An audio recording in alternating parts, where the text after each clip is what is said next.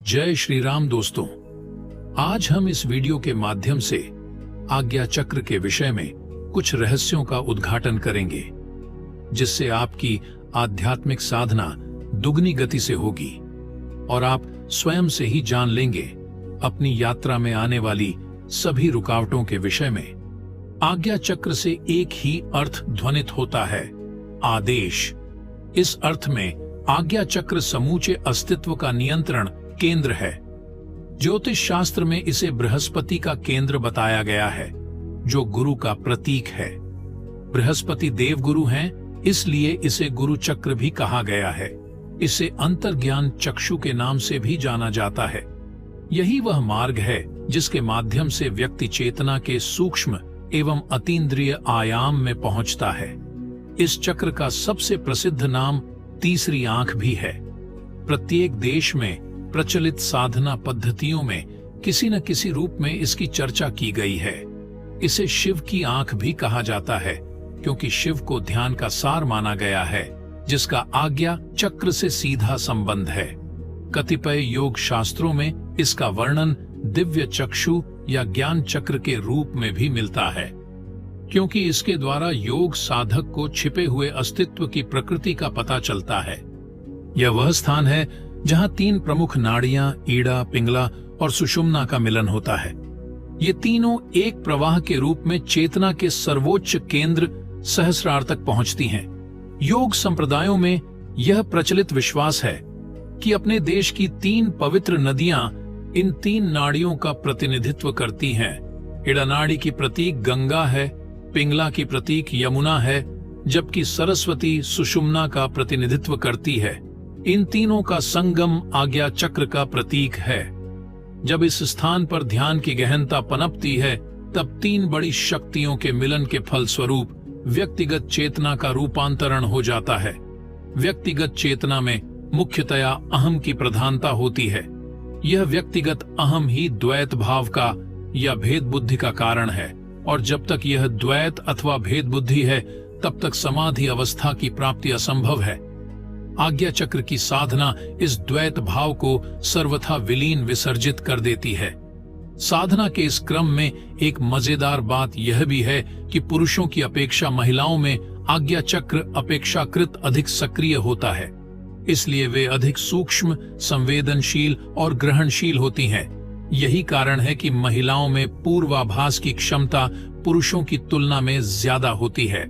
आज्ञा चक्र की उपस्थिति मस्तिष्क में भ्रूमध्य के ठीक पीछे रीढ़ की हड्डी के एकदम ऊपर मेरुरज्जु में अनुभव की गई है। हालांकि साधना के प्रारंभ में इसकी स्थिति और स्थान जो जानना बहुत कठिन है, इसीलिए भ्रूमध्य में उसके क्षेत्र विशेष पर ध्यान किया जाता है।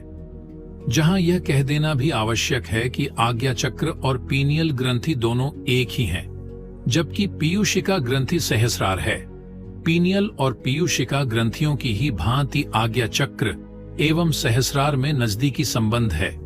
यदि आज्ञा चक्र का जागरण हो चुका हो, तो सहस्रार के जागरण की उपलब्धियों एवं अनुभूतियों को संभाला जा सकता है। बाईं पंखुड़ी पर हम तथा दाईं पंखुड़ी पर क्षम अंकित है। हम और क्षम चमकीले सफेद रंग में है, और ये शिव शक्ति के बीज मंत्र हैं। इनमें से एक चंद्र नाड़ी या ईड़ा का प्रतीक है और दूसरा सूर्य नाड़ी या पिंगला का प्रतीक है। इस चक्र के नीचे तीनों नाड़ियां आकर मिलती हैं। बाईं तरफ से ईड़ा, दाईं तरफ से पिंगला एवं बीच में सुषुम्ना। आज्ञा चक्र के द्विदल कमल के भीतर एक पूर्ण वृत्त है, जो शून्य का प्रतीक है। इस वृत्त के अंदर एक त्रिकोण है, जो शक्ति की रचनात्मकता एवं अभिव्यक्ति का बोध कराता है। कुछ उच्च स्तरीय योग साधकों ने इसे ब्रह्म योगी के रूप में भी जाना है।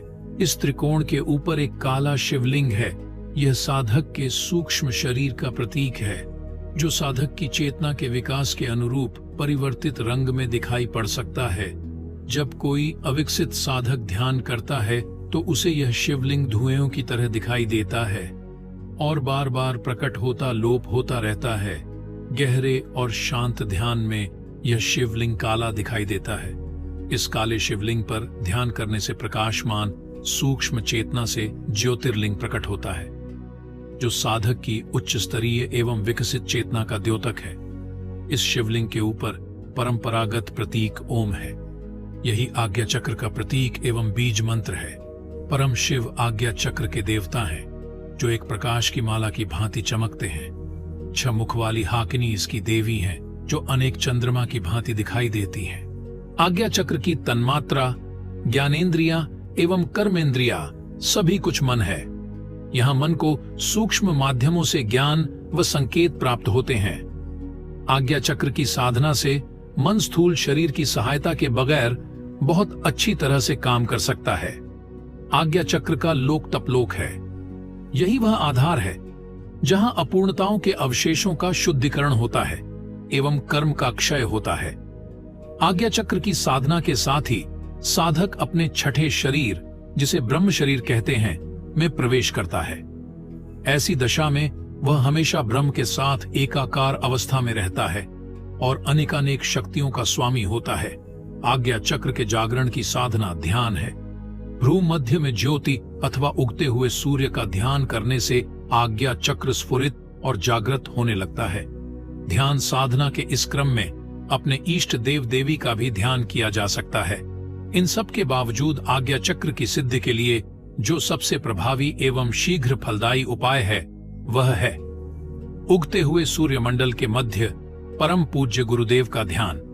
यदि यह ध्यान साधना नियमित एवं प्रगाढ़ हो तो मात्र 6 महीने में ही अपनी सफलता के संकेत देने लगती है। इस शीघ्र सफलता का एक कारण यह भी है कि आज्ञा चक्र गुरु चक्र है। गुरु तत्व की अनुभूति जितनी सघन यहाँ हो पाती है उतनी और कहीं संभव नहीं। इस साधना से लोक लोकांतर के द्वार खुलते हैं। आज्ञा चक्र की इस साधना के क्रम में दिव्य लोक की शक्तियों से संपर्क सान्निध्य एक सामान्य सी बात बन जाती है।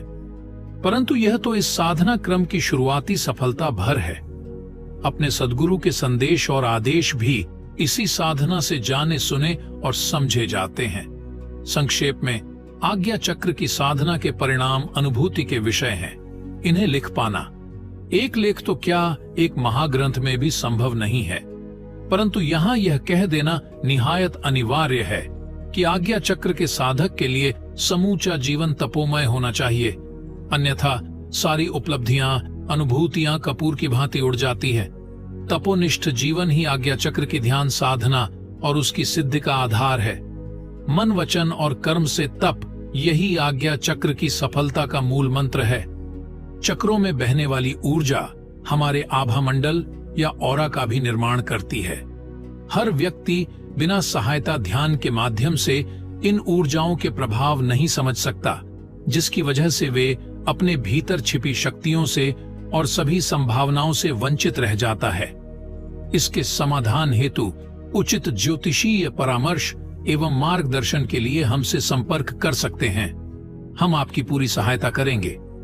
सनातन संस्कृति के ऐसे ही गूढ़ विषयों की समझ प्राप्त करने के लिए कृपया चैनल सब्सक्राइब करें और सनातन के प्रचार की हमारी इस छोटी सी पहल का सहयोग करें।